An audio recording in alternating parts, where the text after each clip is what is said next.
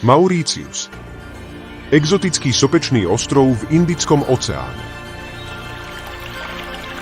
Oddychový raj dovolenkárov. No v posledných rokoch sa stal tiež vyhľadávanou loveckou destináciou. Lovcov sem prilákala poľovačka na ázijského jeleňa rusa. Jeleň rusa bol na Mauritius privezený z ostrova Jáva v roku 1639 Holandami.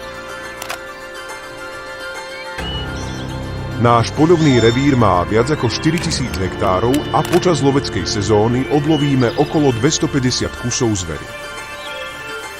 Ubytovanie je v luxusných 5-hviezdičkových hotelových rezortoch na pláži.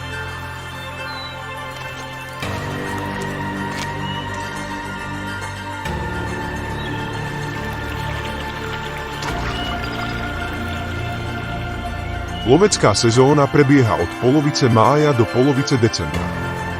A obdobie jelenej ruje je spravidla na prelome júla a augusta.